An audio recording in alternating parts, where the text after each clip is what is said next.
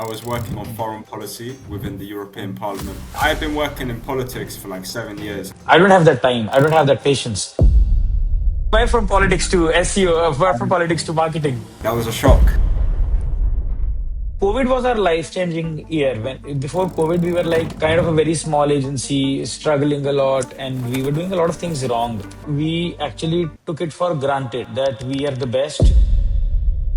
What are your top 3 tools working on rank and rent? We use a very particular WordPress theme that is super lightweight and very fast. I'll tell you the name, it's called... Now I can connect the dots. Websites are the biggest opportunities to get clients. It's a buffet. You have 10 options available. What do you want to eat, right? When someone in your network thinks of something that you do, they immediately think about you.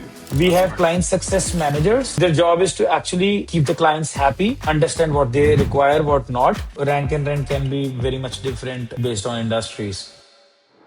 Hello guys, my name is Gundeep Singh Grover and you're watching my podcast series, The Business Playbook. So today we have a very special guest. His name is Armen Andonian. He's from London and he's been doing law firm SEO, cybersecurity, SaaS, fintech SEO and very high competitive niches he's been working into. So he has a very interesting background. He's been into politics and from politics shaping policies to now actually into online marketing. Since last 8 to 9 years he's into digital marketing, online marketing, and specifically SEO. This is a very interesting podcast where we specifically discussed about law firms SEO in detail.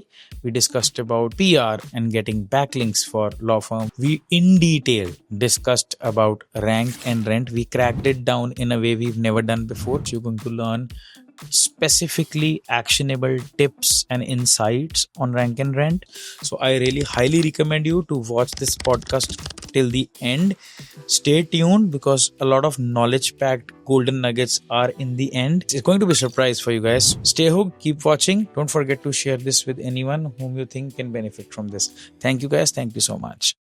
Armen, first of all, thanks for coming, giving your time. I really remember the good time we spent together in Chiang Mai. We really enjoyed that evening, and I still remember that was a very casual conversation from we started, and we then came to know that we are both into the same, almost the same thing. We're running agencies, doing local SEO, and quite similarities I found, and I really found a sweet spot there.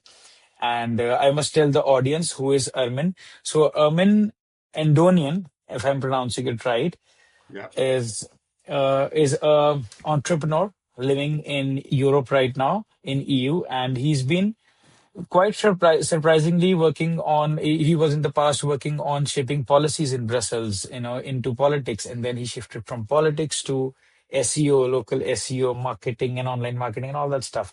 It has been an amazing journey. I have been talking to him in the past. Now let's talk about him more. So he's into law firm SEOs.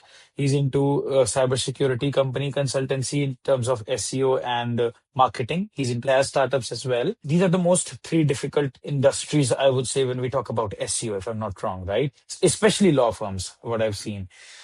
He's shaping, startups and working with startups, raising investments for them, working on smart models using AI. He's also promoting Web3 right now, what we've seen. So it's going to be an interesting conversation. We're going to ask him a lot of things. We're going to ask him about rank and rent because he's quite good at rank and rent. In the past, we've discussed rank and rent with him, but now it's the time to bring it for the audience and understand how, in his terms, rank and rent work. Because as we've been working here, our rank and rent model is quite different from what he's been doing. So it's a very good time to understand from him that what is rank and rent, how it is working in 2025. So it's going to be an interesting conversation. So over to you, Amin. Welcome to our show, first of all. And you can tell the audience who you are, what has been your journey, and what have you been up to. Thanks so much for having me. I've been watching this podcast on LinkedIn and on YouTube over the last year, and it's quite like I'm happy to be on it. Like it's always got some good points, and production value is pretty decent. So it's very cool, man. You're doing a good job. I'm the CEO of ACERO Digital. It's an SEO, link building, and PR agency based in London. I've been running this agency since 2020. But Okay. doing SEO since around 2016. onwards, just on my own personal little websites, a couple of drop shipping sites, and some blogs I was writing.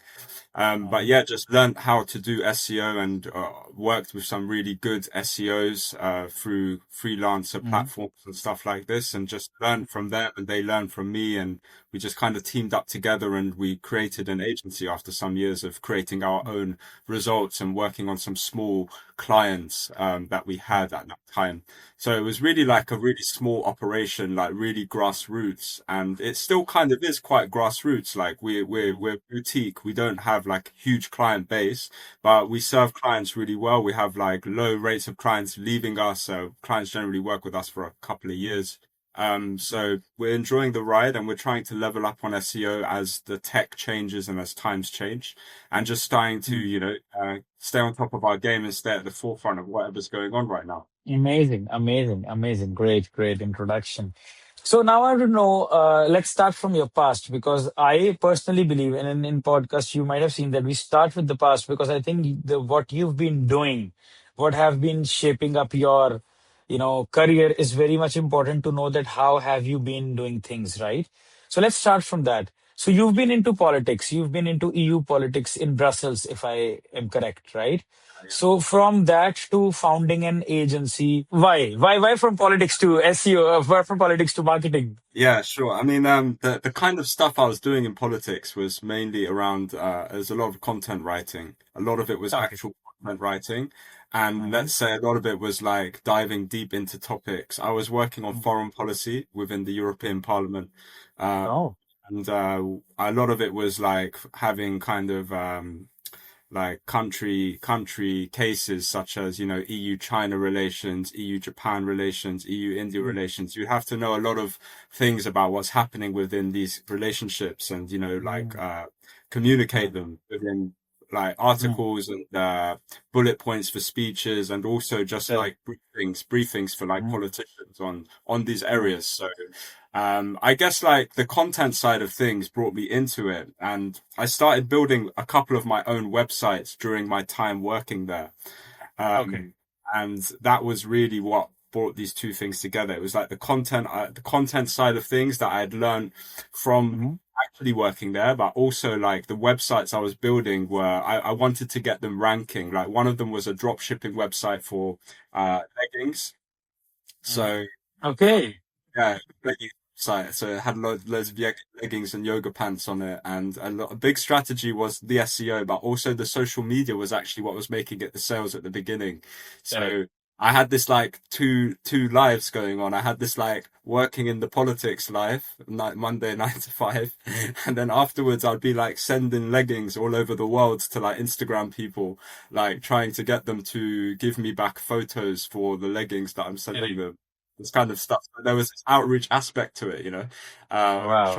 trying to influence the outreach, even though back in that time, this was like 2016. They weren't called influencers from what I remember. They were just people on Instagram. But yeah, Wow. yeah. Amazing. Amazing.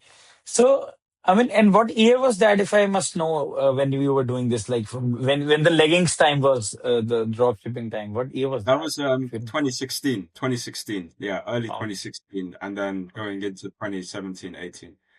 amazing. Amazing. So at that time, I remember that was the time when the beginnings of this influencer thing was picking up. Yeah, I think that was the right moment when yeah, influencer was getting a term, shaping up. It was something. It was starting something. And you just mentioned that you've been sending the leggings to people to get yeah, the pictures. You just said, right? I pick yeah, these things very quickly. so, so, yeah, so I think that was the best strategy out there at that time, and very few people in 2016, 2017 were doing this thing specifically, like sending and then getting the original images, original photographs, original testimonials from people, and all that stuff. yeah, Quite great. So okay, that was then. So you started off with a drop shipping store from, we can say, e-commerce in short, and then how did you think that from e-commerce drop shipping, let's go to law firms? You chose the most difficult things. You chose law firms, SaaS, and fintech, right? So how from that to this now? Yeah, so it wasn't really like we chose them necessarily. Like we kind of found them through people who we know. Mm-hmm. So I've been working in politics for like 7 years, and then I'm from the UK. So Mm-hmm. when Brexit happened, people from the Mm-hmm. UK were actually given like 2 years to eventually leave this role because this was a European role. So I had to Mm-hmm. think of like what I'm going to do, like what I'm going to do now, because I really actually liked my job. I was having a good time doing it. Mm-hmm. But a change is good. So I decided to move from Brussels to Barcelona. And I just saved some money, moved to Barcelona, had enough money to kind of like last there for like about a year or so. And while I was here, I had to figure out like what I'm going to do. Am I going to try and scale dropshipping sites, or am I going to try and find a job, or this kind of thing? So I kind of found like two things. So I found this job for this, like, it wasn't called Web3 back then, but it was like, let's call it crypto. It was this Mm-hmm. crypto events company. Mm-hmm. And they were organizing events, and I was helping them with their social media and also their basic SEO. And on the same time, I was still growing my dropshipping kind of mini empire. But yeah, then on a trip back to London, I had a meeting with a law firm whose website had been taking like 30 or 40 seconds to load when you just visited the domain. And I told them, I kind of investigated their strategy a little bit, and I basically found out that they were working with agencies, web agencies and SEO agencies, who weren't really just doing anything. Like, they weren't speeding Mm-hmm. up this website. They kept telling them it's going to take time, etc., etc. But it was literally just a practice of like getting rid of like a lot of plugins in the back of the Correct. website. That was literally the Mm-hmm. only thing that was holding it back, and like no one had taken like the initiative to do that for months. So I did this for them, and I fixed this website really fast, and then I kind of signed them as a client um, for their SEO. And this was where I kind of went into law firm SEO. But there is a backstory to it. It links to the politics as well, because writing for law firms is very similar Mm. for in Correct, the correct, correct, correct. writing good content for law firms is very similar to that. At the beginning, I was actually Mm-hmm. doing this myself, but then over the years, I've trained some writers to know how to do this. And obviously with like the help of AI and stuff, it's, Mm-hmm. you can write very good law firm content as long as you know Correct. to like fact check it properly, and you know Yes. exactly what the new nuances of the law are and this kind of thing. So yeah, it's I got lucky with the law firms. Like I entered legal marketing by having one law firm client and actually improving their SEO and their organic traffic and their leads and this kind of thing. And then Mm. worked with some others over the years as well. Worked with some Okay. others over the years as well. Yeah. Okay. Now I have a lot of questions for you because I've been a lot of strong coffee, so my brain is working like, yeah. Okay. So, okay. First thing, first thing is that you said that you got lucky with law firms. I don't think that it was exactly luck, but you were very smart actually at that point. Why? The first thing I can see is that you mentioned that you met a firm who was like getting their work from done from an agency, and it was taking 30 to 40 seconds to load a website. Yeah. And I have seen that this is the biggest opportunity. You remember back in Chiang Mai, I showed you my portfolio websites and they were like loading blazing fast, right? I remember. Yeah. Yeah, it was pretty cool, right? They were fast. They're definitely Yeah. fast loading. Yeah. And you know what? We have seen, and I think you would agree to me that these kinds of agencies who are big house agencies, Yeah. uh, these like this business for everybody. Like, if you are not looking at things, if you are very big, I have seen that you tend to lose on small wins if your team is not proficient. And these 30 seconds, 40 seconds, 50 seconds loading websites, I have seen, are the biggest opportunities to get clients. I have used this a lot. Like, talk to people, I'm like, are you serious? Is this your website? It's taking ages. And people don't realize it. In 2025, people do not have patience. If someone is coming on your website, you spent money on that. You spent money on a traffic source, maybe SEO, maybe ads, maybe SMM, maybe anything. And when a person is landing and it's taking like more than 10 seconds, I would be leaving. I don't have that time. I don't have that patience. This thing, when I explain it to a potential discovery call, on discovery call with a client, And this is the biggest win. It starts small, and then eventually with the right guidance you give to the clients, with the right kind of mindset you talk to the clients, I think you win the client Yeah. eventually, right? Yeah. That's one. Second, I would like to understand from you is that, so I want to know that in SEO or in marketing, do you believe in holistic approach? Like, for example, a law firm, they might be willing to, do the marketing. They know that marketing has to be done. But how do you segregate that? You should do SEO? Should you do ads, SMM, everything, website? So how's your approach in that? Is your concern about SEO only? Is your concern about overall holistic brand? How do you take that up? We have in the past done a more holistic approach, but Okay. we focused more on SEO as the years went on. We kind of just focused on what we were actually like doing much better at. What we have done, we have tried holistic approaches before. And to be honest, like as times are going on, I would say a holistic approach is probably better now. So working with partners who can fill the gaps of where you can't is actually very kind of, I think it's a good strategy. And that's something I currently have in place. If someone that I know does need ads, or something like this, or a client is looking to run ads, I have particular people who I've met through living in certain communities, like in Chiang Mai where we met, and also in Vietnam in Da Nang, who are very good at marketing and are more on the ad side of things. So kind of share clients like this with other partners. Amazing. That's very good. The reason is that we've also, so in our company, the setup is very similar, but it's like we are two co-founders, me and my partner Ritesh. He's into ads and all the paid media and paid marketing. So half of the company is led by him, who is running the whole that kind department, and we're quite good at that. And my side is the SEO and all the organic stuff.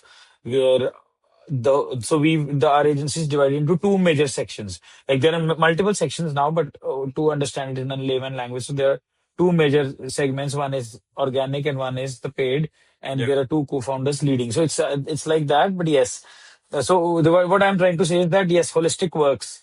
And Yeah. you know what? I have seen that agencies are trying to, you know, put through the clients, through the throats is that what they know. So they're trying to say that you should do this because they are good at this. But I think sometimes, most of the times, you should understand that what is required as per the industry, as per the competition, as per the golden ratio. Like sometimes you just spend less amount of money but smartly and things work out, right? Sure. So I believe that you should know what is required, and that comes with experience, working with people, meeting a lot of new people in different places, Yeah. getting the conversations like these, which we are happening, and then understanding that what is the holistic mindset, and then pitching it to the client. Like you, back in the day, 2016, you could not go and pitch ads to the client, right? Yeah. I wouldn't have been confident. Exactly. Yeah. Because right now you might know the CPC. If I ask you as a client, what is the CPC of running an ad in maybe London law firm or something like that, you could tell the CPC, you could tell the average spend you require. So that I've seen that brings a lot of confidence when, as a client, and when client sees that he knows this. Because of this, we've landed a lot of clients when we try to communicate and they see the confidence in our communication. So that's also one part. And that's the holistic approach where I think the agencies are going towards, right? So, in back in 2020 or 2016, I would say, what was the biggest gap you found between the law firms, or you could say any fintech firm, law firm, and their marketing? What was the gap back in the day? Based on what I saw, a lot of it was to do with links. Basically, links were a big thing. A lot of companies didn't understand the importance of links, and still they don't actually. A lot of people still don't know the importance of links, but links was a big thing. I would say, like, from the fintech world, the companies we worked with were much more knowledgeable about links. Like, they were coming to us because they wanted links. But with the law firms, there was always this like educational thing going on where you had to always kind of make them understand that they need to increase their budget on links. So yeah, link building is a difficult thing. I mean, it's for law firms who are not very kind of tech savvy. You've got to like really explain link building to them because it's not something Correct. they necessarily come across unless it's a big law firm and they've got like a proper big marketing team that covers every part of their marketing.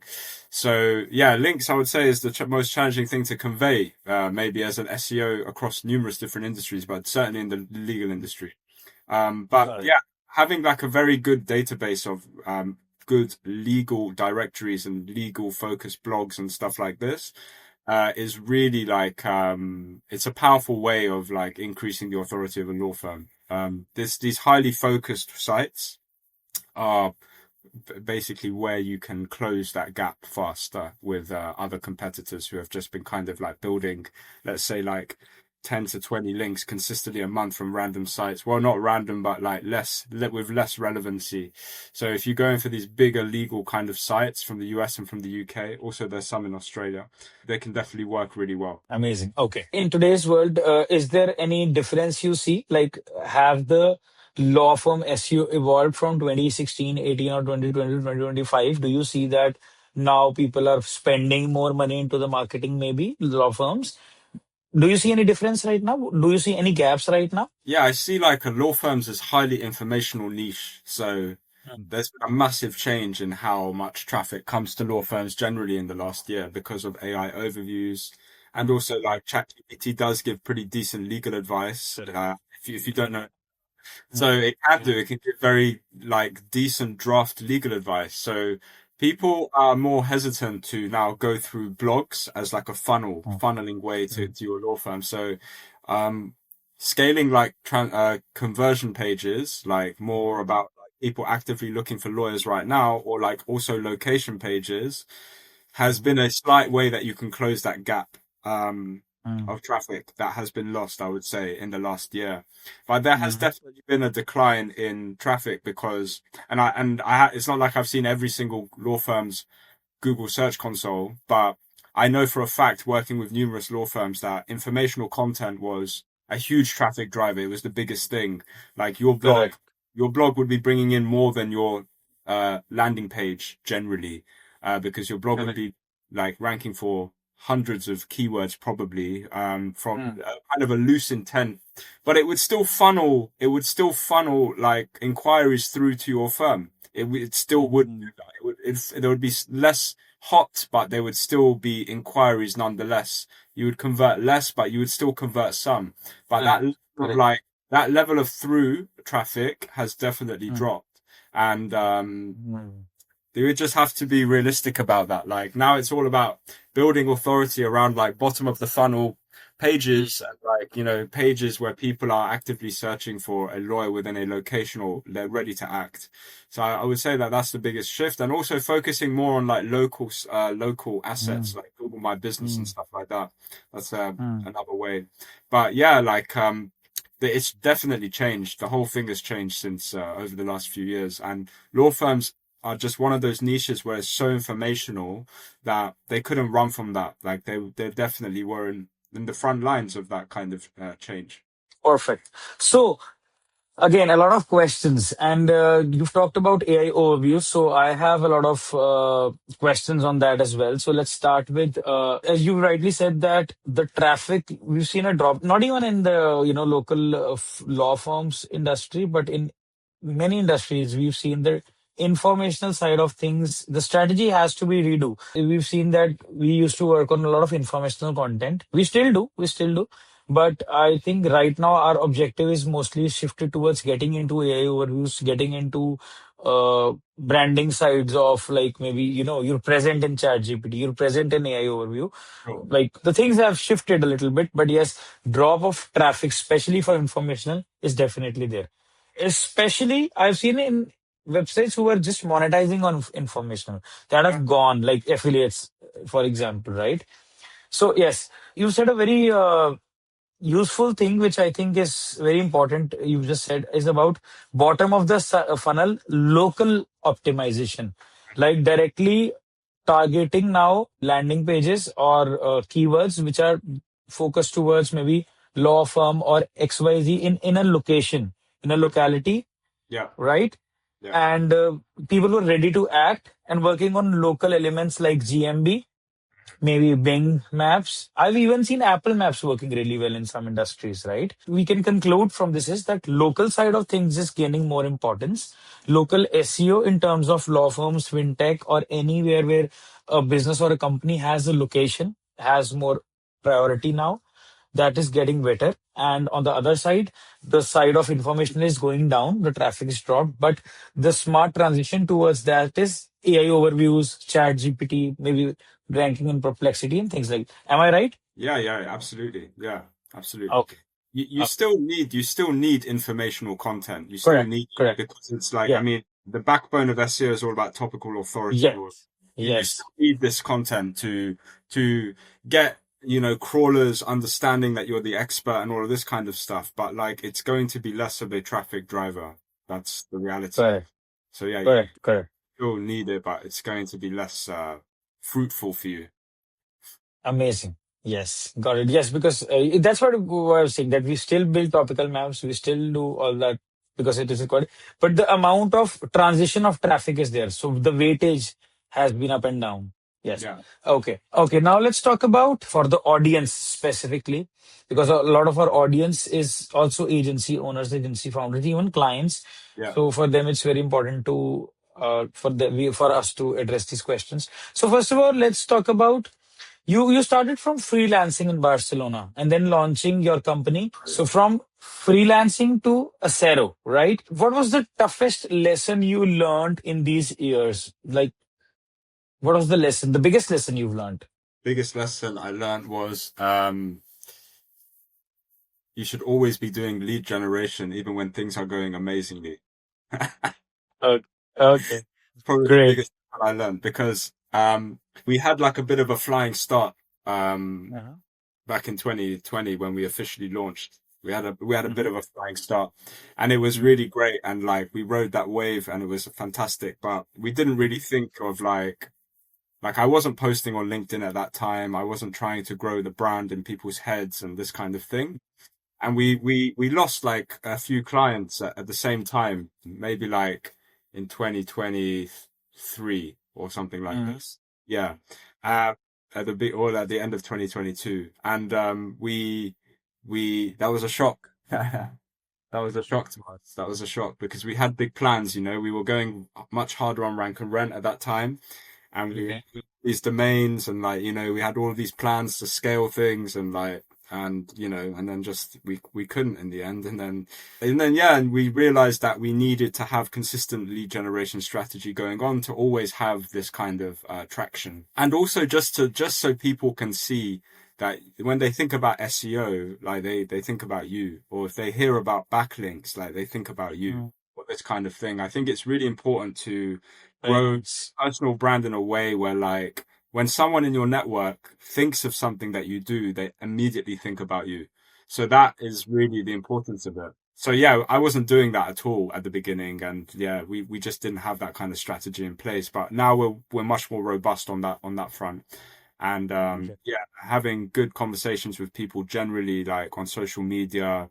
People ask questions, some people book meetings. It's good, like it's necessary. But that was the biggest mistake, was just diving into client work and just getting a bit too comfortable maybe, and then not actually thinking about the future. Because you think when you have a lot of clients that like, you'll have these people for ages, but not necessarily the case. You are an agency. If you were in-house, sure, you have a job, but you're an agency. So when people change within these companies, that's generally how we've lost clients. Like someone in the marketing team would change and they'll bring a team they used to work with over. Yes. Kind of thing happens like often. And like sometimes you're like, whoa, this really happens a lot. Like Very good point, actually. So that's one thing is the brand recall you just said. So I think, yes, when you talk about SEO, when you talk like in my community, I've been doing SEO since 2012, and I remember that anybody who wanted to understand marketing or do SEO still recall me locally. But yes, so that is what I call is brand recall. That when you talk about, when anybody listens about, oh, we should do SEO, we should get our marketing done, they should recall you. Yeah. Like when we talk about maybe soft drink, we see Coca-Cola, right? So that's the brand recall. When we talk about burgers, we see McD or maybe Burger King, whatever, right? Second is the communication we just talked about. So I think we've lost clients where we've been not actively, the things are really doing pretty well. But as we've just, starting off the podcast, we discussed about the website speed and, we pitching clients that your speed is slow. Similarly, someone is pitching to our clients as well at the same time, right? Right. And I have seen at that point, if something happens or, someone is, so if your communication is quite strong with the clients, if everything in terms of communication is very good, when clients are getting regular updates from you, from your team, there's a channel set. I think that has helped us retain clients a lot. We have client success managers. Their job is to actually keep the clients happy, understand what they require, what not. Of course, we need to afford them. So we tend to pick high ticket clients just because of this also, because it's not just a service. It's how you communicate. It's how you maintain the relationship. Of course, yeah. And right now with 100 plus clients, of course, you would also agree with more clients. You cannot do everything. You cannot communicate with everybody. So you might need someone who, can discuss to the clients, talk to the clients, keep them happy, all that stuff. Yeah. Absolutely. That's Yeah. one. I'm sure that would improve a system drastically once you implement that. Correct. We implemented this in 2020. In COVID was our life-changing year. Before COVID, we were like kind of a very small agency, struggling a lot, and we were doing a lot of things wrong. Then there was a break. In COVID, we were like, when there was a break, when nothing was working. So we, when you do meditate, when you get time to think, you can do a lot of things, right? So we had a lot of time to think because we were free. 90% of our business is local SEO or local marketing or local clients like physio, doctor, dentist, law firm, anything who has a local store. That is not 95% of the business, even today. So in COVID, all the local stores everywhere in the world was not working, right? So we got time to think, and that's how we built all these things. And eventually that's still happening, and improvisation is happening with these podcasts like these, where we're learning a lot of things from people like you. I have a question for you actually. How do you guys go about scaling and lead generation and stuff? Because I feel, your operation seems like it's quite sizable. So are you still are you still trying to scale, or what are you guys up to? Yeah. Alright, time for a sponsor break. This episode is proudly sponsored by Kings Digital, the marketing agency that I, your host, Gundeep Singh Grover, co-founded. At Kings Digital, we specialize into scaling businesses, optimizing growth strategies, and turning your ideas into brands that people can't stop talking about. You might be thinking self-promotion in your own podcast? Well, that's quite bold. That's because that's exactly what we do for our client. Bold strategies that bring results. So if you're a business owner or an agency who wants to level up your marketing, your processes, whether it's SEO, ads, social media, performance marketing, we're building a killer brand presence for you. If you want us to audit your website or your ads campaign, just fill up the form below. We will get back to you with a full-blown SEO audit, a complete 6 to 12 months SEO roadmap tailored to your business, and a step-by-step video walkthrough breaking down exactly how to fix and scale your organic traffic. This isn't some cookie-cutter checklist. Trust me, our team spends an entire day crafting this report. Trust me, if we're good enough to sponsor ourselves, we're probably good enough to help you crush your goals. Alright, that's enough of us now. Now let's get back to the show. So I really agree with you what you said. Yes, we are trying to scale. We are actually working on our branding a lot in 2025. So one mistake I did was that we actually took it for granted that we are the best, we are doing really well. And so we would always be getting good clients anyhow, which actually happened for 10 years.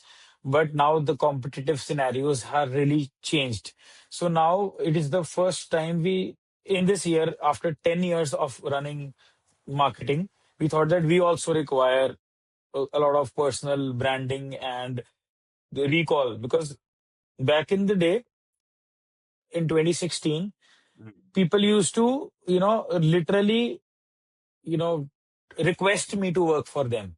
Yeah. Because you remember 2016 was a time when very less people used to do SEO and good SEO or marketing, right?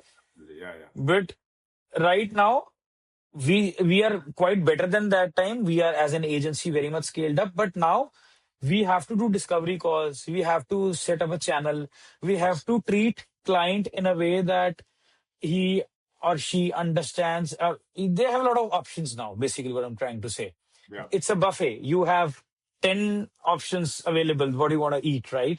Some are good, some are bad, but the USP, unique selling point, has to be very much clearly specified. And yes, answering your question is that we are working on our branding. We are working on our website a lot. We are working on getting clients a lot. And scaling is something we never stop because, again, the clients can come and go. We have very good retainer, like our clients retain for a long period of time.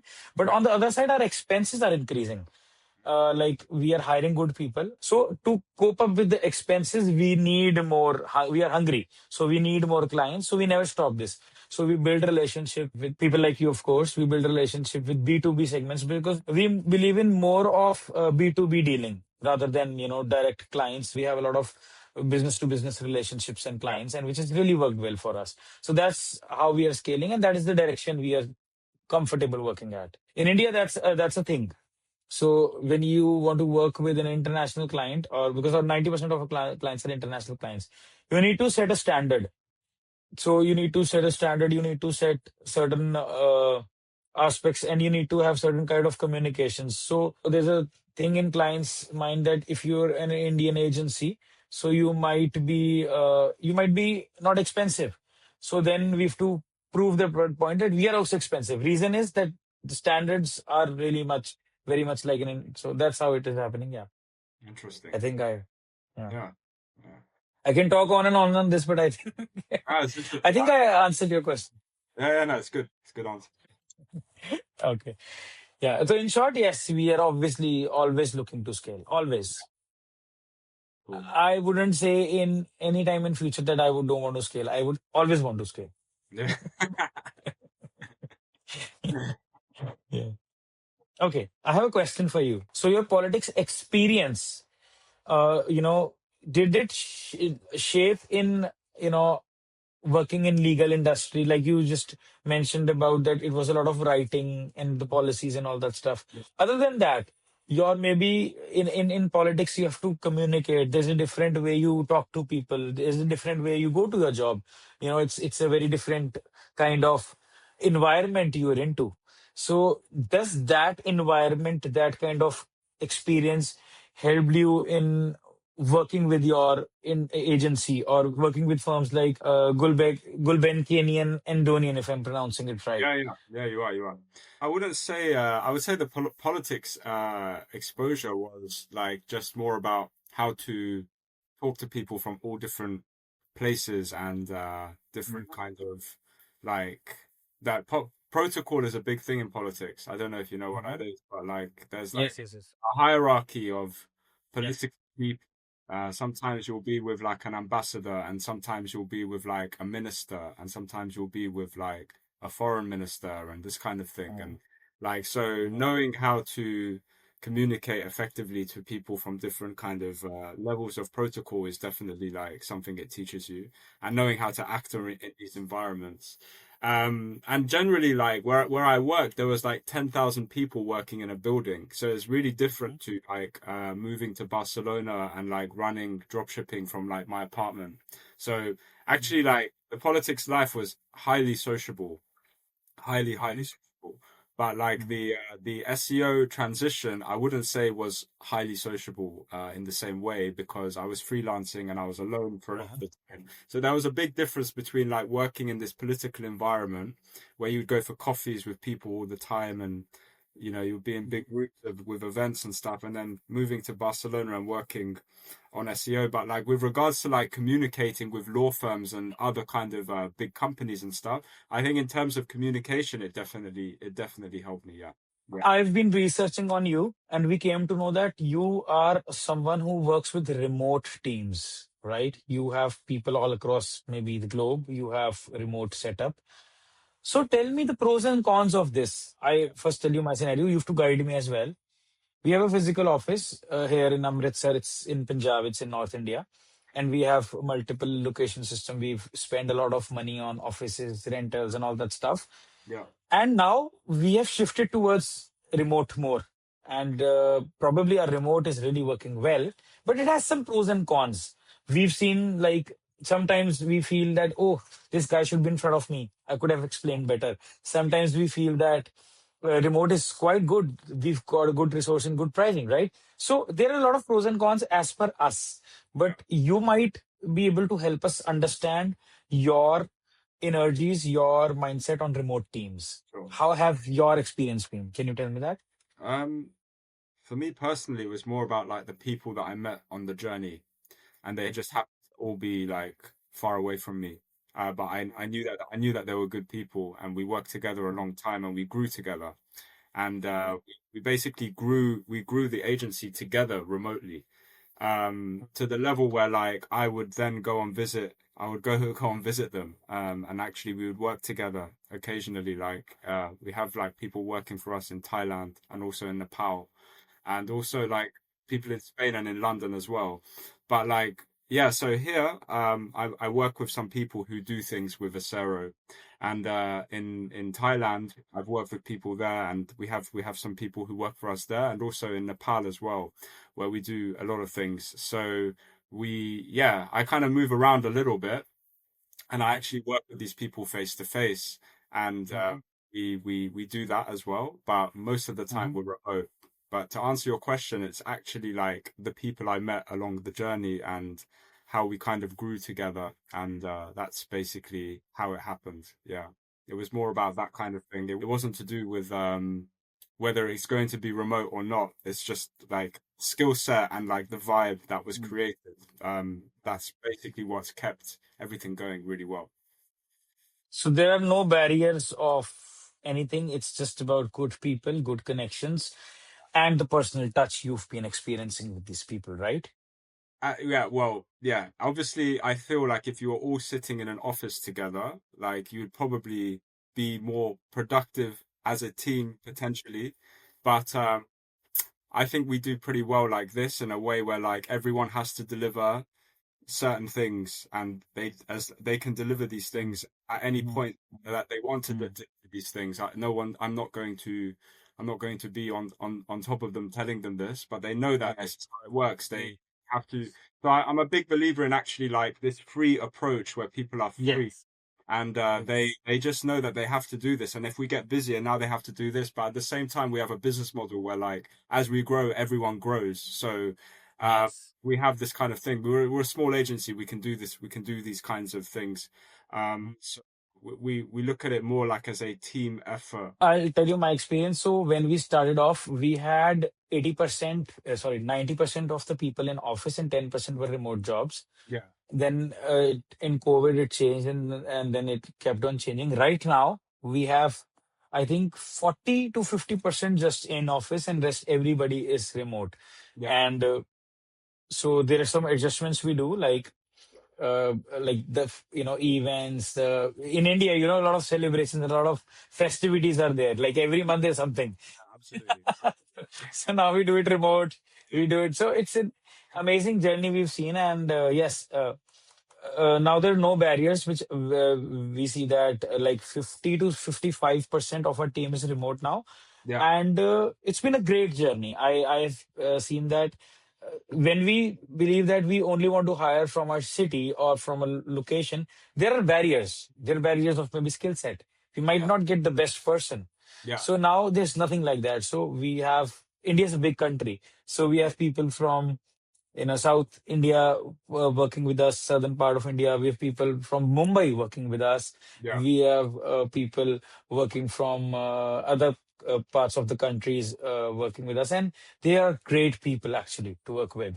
So it's been amazing. Moving on. So I wanted to know your aspect, and I think I got my answer. Yeah. I got that validation basically. So now let's talk about my favorite topic, and that is rank and rent SEO. So when we met the last year, I think it's 11 months exactly when we met, 11 months, 10 days to be exact. Yeah. And in 11 months, we've done a lot of stuff in Rank and Run. In the last meeting, when we discussed, I showed you my websites and the way we were working. It was pretty good, and we've stick on that part. But I want to understand from my audience. Let's start with very simple question. What is rank and rent? What is rank and rent in 2025, and how to do it? Okay. Let's start with that. Rank and rent in 2025 is picking a niche, understanding the market value of this niche, like how much a product or a service costs in this niche, and then understanding how strong certain websites who are ranking within this niche for these competitive keywords, how well they're doing, and understanding like if you were to build a website in this niche, how would you go about this, and how easy would it be for you to do it? So it's basically identifying an area that you can then build a website in and overtake this niche, compete within this niche. So not necessarily overtake it, but still drive traffic, take traffic from this niche into your own kind of domain. So we've been doing that, we've been doing that since 2021. We've been doing rank and rent since then, and we've basically been doing it not really in the plumbing or electrician kind of areas that are very popular. We've gone more after areas related to legal, accounting, and tutoring and this kind of thing. So these are the areas we've been concentrating on more. It has been going well up until a certain point. I would say that we still have high performing rank and rent assets that are still generating revenue, but I would say that a couple of our main assets actually lost some traffic during one of the updates. I think it was the March. I remember I was in Vietnam, so it was March 2025. Yeah. This year. Yeah, I think so. Yeah, I think that was when it was. Yeah, it was. Yeah, it was this year, March 2025. So there was a big update then, and it wasn't like an immediate impact. It's not like we just dropped totally, but we just kind of fizzled out. And the problem with this particular site is our rank and rents that are currently generating, are currently in the game. They have a different approach actually. So they are more on the Bofu side, so ranking conversion pages and this kind of thing. But this website I'm talking to you about, which dropped in traffic, it basically had 3 or 4 blogs that were just killing it. Absolutely, absolutely killing it. They were getting thousands of visitors a day, and they were just on fire, these blogs, and they would bring in so many inquiries, so many calls. But obviously with the massive AI overview rollout that happened around March 2025, a lot of these blogs were basically cannibalized by AI overviews. So these blogs just dropped over the course of that. I feel like this AI overview thing, there was a moment in March where it became much more expansive, but I feel like the rollout just kept happening, and things it wasn't showing for, it just started showing for, and this was way more gradual.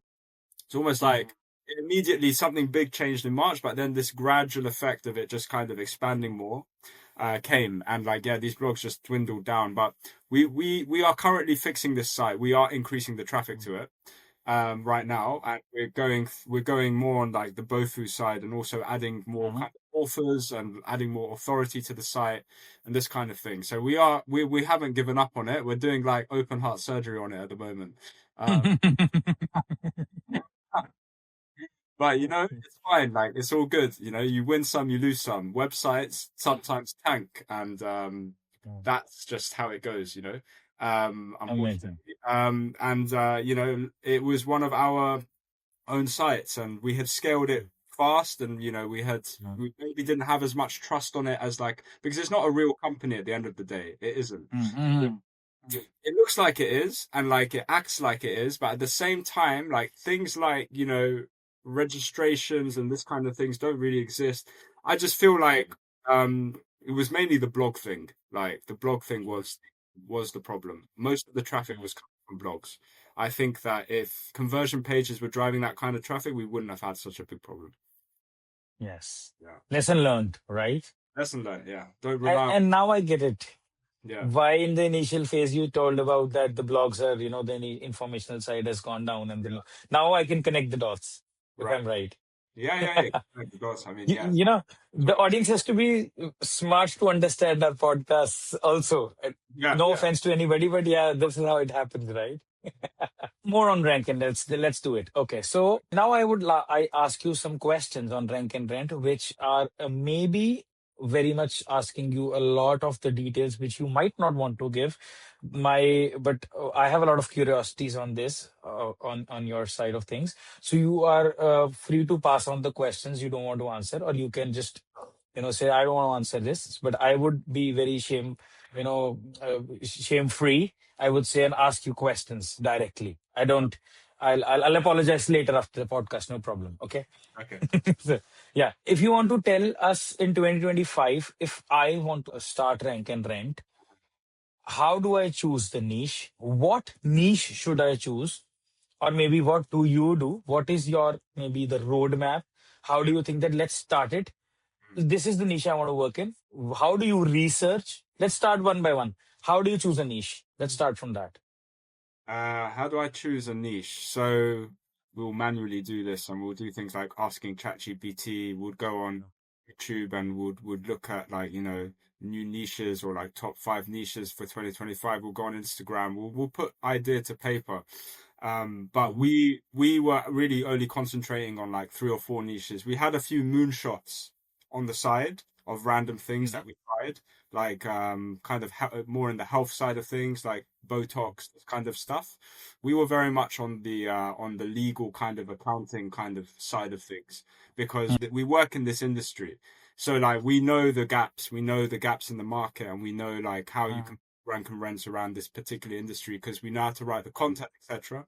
But we had some moonshots on the side. We had some Botox chiropractors, plumbers. We've done a few things, and they were not as fruitful. Let's say that. Like we tried to go into these kinds of niches based on more research of the market. Botox is a good one, from what I remember, but it's a kind of YMYL thing. So we gotta be really smart about how you build that out. But yeah, so the way we do things is that like we actually we bring existing clients into our rank and rent model at the start. So if we decide to make like a rank and rent site for like a local accounting company, we will tell them that this is we'll almost go and pitch them it like it's a Shark Tank or something. Like we'll go there, or if I'm in London, I'll actually go and meet them, and I'll present it to them from like a PDF kind of presentation, almost like a pitch deck, and just tell them like this is like the addressable market if we like rank a site for these keywords, like totally off the back of our own work, and this is not going to cost you really anything at the beginning. We just need to be able to use like your credentials on the website, so you need to have your authors and all of this kind of stuff, and then as leads, we kind of build this, we kind of go away and we build this thing and we automate it in a way where like it doesn't really cause too much extra work for us, and we scale it, and then like once it's producing leads, then we go in with like a nice offer where we give some leads for free, and like if they don't actually want to work with us, then we'll go and find someone else, and we will this way. But we usually maintain initial credibility on this kind of niche by bringing in the companies that we're already working into the project at the beginning, because that's just a really easy way that you can get authors on the website, and a team page and all of these kind of trust signals that Google is looking for. We've also charged clients for this. Like we've also charged clients. Like we actually go and we pitch an idea and we say we're going to build this. Like, will you fund this? Basically, like almost like invest in this. So we're kind of going on this approach where if the leads come, the leads can be answered, and like we will scale this in a way that it improves like the lead value and the leads for like the people that we're already kind of working with. Okay. So now you've explained it really well. You've explained, I think, everything very smartly, and you've given a very good understanding that to get the trust signals, we require things like team pages, authors, and we cannot do it on a completely fake website without any authority or without any kind of like we cannot just do it on Shutterstock images, right? We got to get actual people on our website. And the best way to do is actually to crack a deal with Yeah. someone to rent out your website. I really like this approach of asking for funding from them, maybe an onboarding kind of fee, maybe an onboarding structural fee that we are investing our own SEO, we are investing our own money, we are investing our own marketing. You just have to fund a certain part of it, maybe an onboarding fee or something. Right. And it's a win-win for everybody. It's a win-win for you that you get that kind of trust signals. It is win-win for client that he do not actually have to invest as per a traditional marketing, Right. as per traditional SEO. Or traditional digital marketing where they have to pay for everything, and so it's a win-win for everybody.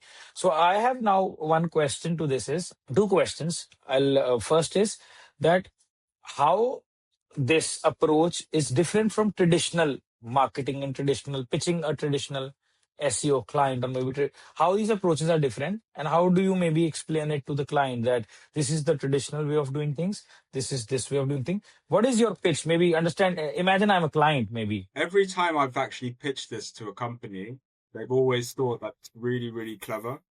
Like the general kind of response I've had when I've actually gone to a business and I've like taken a PDF and I've shown them this site is ranking here, it's getting this much traffic, etc. Like here are screenshots of the leads, etc., etc. They've always thought that that's a really clever idea and they've never thought of it, So I think that like the initial shock value of rank and rent is very powerful to people that have never heard of it. But then at the same time, it's always getting people to pay, isn't it? So you kind of have to like give some free leads at the beginning. You have to do things like that. There's no way that you can't. Like I remember giving a lawyer like free leads for like a month. It was just after I met you, actually. Like we were giving him like leads, free leads for a month. He eventually like we eventually worked with him, but like yeah, we agreed that. So we gave him like a month of free leads. Pretty much like every couple of days, I was sending him a lead. Somehow, like one of my team members were like communicating a lead with him, and eventually it worked. So you kind of have to give that initial value first. I feel like that's a really important way of knowing how to scale rank and rent. It probably isn't a lot. I know a lot of other SEOs do this at scale, but they probably have teams managing all of this outreach at scale and all this kind of stuff. We're a small operation. We have people doing these things, but we also like are building these sites as a small team. So we're much more kind of like boutique at the moment. Got it. Got it. I think that makes sense too. That's how it should be actually. Okay. So now, that's the follow-up question to this is that who owns what? Actually, this is a question I really want to understand because we are at a point where I'm facing this problem or maybe facing this dilemma that who owns what? Like you own the website, you in rank and rent, because it's no point if the client is owning the website, then there's no difference, right? Yeah. So who owns the website?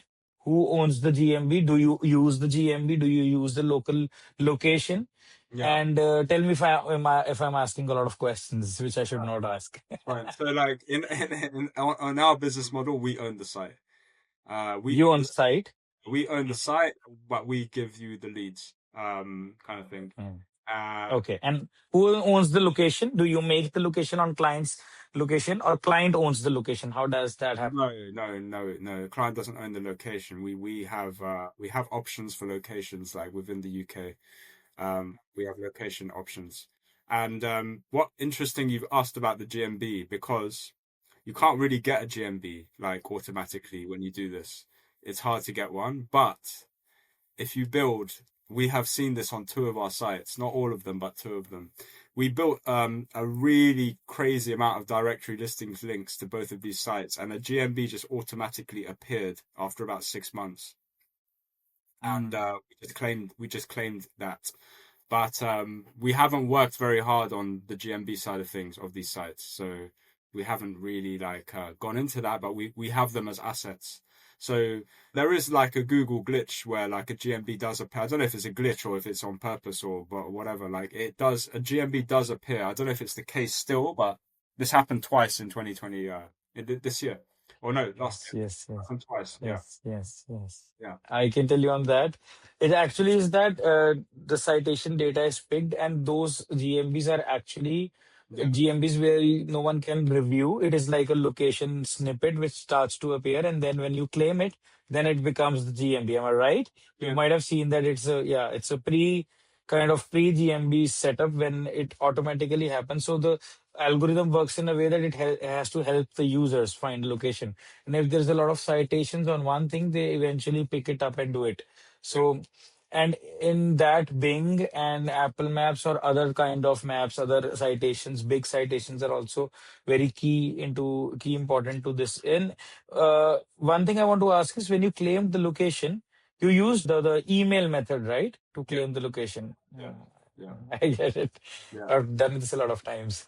Okay, great. Why don't you use client's location or maybe client's address in the area as a GMB because there's a law firm in place or there's a business in place, right? Why don't you use their location to get Uh, leads? I just feel Yeah, I can remember. it's more like the long-term relationship with the client might not go on Mm. like Mm. if Mm. you Mm. all of a sudden you've built all of this like authority around this location and then you change it, Mm. might negatively Mm. impact what you're up to. Mm. So we've always just wanted to keep that stuff to ourselves, like the location or phone number. We buy the phone number and Yes, we yes, yes. we divert the phone number straight to them. So we try and just build this as a fresh asset on our side, Mhm. so that they don't really have any kind of leverage, because like Correct. then same time we did all the work, So Yes, uh, yeah, yes, yeah, yeah, yes. I think we do the same way. So but I got a very good insight. We were actually deciding there's a new rank and rent client we just got, and so we were deciding either we make GMB. It's based in a very popular city in US. So, but yes, I get the answer that if we build it around that client's location, eventually we're giving it to the client yeah, in the future. If yeah. it's a client servicing model, then it's okay. But if it's a rank and rent model, and you're just testing the waters, I think at that point it's not a good idea. You want to maintain ownership. And the second thing is, yes, we also actually take our own numbers and then do the routing and then that kind of stuff. Do you also listen to the calls which you send? And one question to this is, your main objective is to get leads via call, Mm. like calls, or do you do it via maybe forms, submissions, and all that stuff? I would say mainly it's 80% form submissions. Uh, Okay. yeah, it's probably like 80% form submissions because the content is written in such a way and the form is placed in such a way that it kind of just like naturally takes you there. But yeah, some calls, obviously, we do get some calls. All of these just go directly to the client. Here I'm doing a totally opposite work. So R is like 95%. You can say 100% is probably calls. Like 10% might be this chatbots and all that stuff, but 90%, 95% it is our calls. So I think this is where I am differentiating. But yes, because our niches are very different. We are working in emergency services. Yeah. We are working in people are requiring immediate, solutions. So that is, I think that is why there's a difference here. I understand you working in high paying niches where client would like to understand what is the lead, want to do the homework and then pitch or maybe get back to the client. That is where form submission makes more sense to you, right? Yeah. Yeah. Because they like, And that's much more validated. yeah, they like to include parts of their story, like their problem, Mm. kind of stuff. See how rank and rent can be very much different based on industries, right? Definitely. Absolutely. So now let's talk about what are your top three tools essential working on rank and rent? Any specific tools you've been using or any AI setup which you've been using to boost your productivity in rank and rent model? Anything you want to mention here? This is a big rank and rent hack, I would say, but it's really to do with like the theme that we use. We use a very particular WordPress theme that is super lightweight and very fast. and you can basically build sites with this theme so fast. And I would say that that's our main rank and rent thing. It's this like WordPress theme. I'll tell you the name. It's called Cadence with a K. It's an excellent. I know we use it. It's an excellent theme. It's like super lightweight. You don't have to worry about like speed optimization or anything like that with this theme, as long as you're not doing like embedding like thousands of videos in it or something. But like, yeah, it's a great theme, and like that has just been consistently part of our rank and rent process. That theme. In terms of like other tools, more modern tools, obviously we have our whole process, our workflows into like writing content, checking it, fact checking it, plagiarism, generating images, all of this kind of stuff. We've been experimenting with some automations on like Make and NA10 as well. But yeah, I'd say the most consistent thing that we have with regards to rank and rent is that theme. So for the audience, I must tell that we also use Cadence a lot. We even use it for the clients, and you can also get a lifetime deal on that if you know. Exactly. And I'll put the links in the description so that, and it would be affiliate links. So I would put the affiliate link for Cadence theme. It's an amazing theme, actually. It's very fast. It's very robust. I've seen. We use it for our clients, and it's a lifetime deal. So it's as per when we compare it with Elementor, it's quite cost effective. I've seen. Again, we have a lot of similarities here. We're testing out a lot of NA10 workflows to get our if you remember when I showed you my websites, so there was the main game was of the design part, so what I can see from your perspective is that in rank and rent model there's a vision, or there's a visual appearance you have to crack. Once you crack what is working, you can replicate and scale it, right? True. That's true. Yeah. That's what I believe. That's what we've done already. Yeah. Yes. So you've cracked the model that this is working for me. This is the theme. This is the design. Of course, you will not give your design. I understand that. You've already mentioned so much. So this is the theme. This is the design. This is working for me. This is how I put the form here. This is how I put the number here. This is the whole model. And this is working for me. Now I get to pick different industries, different niches, maybe same industry, different clients. And then this is how you pick it up and make another site, make another deal, and that's how you scale, right? Pretty much, yeah. Pretty much. You just you make sure it works, and then you just copy and paste. So do you want to give any tip to new SEOs that how do they optimize their rank and rent website in high trust niches? I think now it's all about like building more kind of authority off the site as well. So what we found was like some of these rank and rent sites, they were like exact match domains. They would do really well, competitive keywords, but like you wouldn't necessarily need like too many links compared to like an actual brand that's focused on multiple different topics rather than this highly focused rank and rent site that's just going after one thing, you know? So I would say now just like it's harder to get traffic. For example, for us, like posting on Reddit is super useful.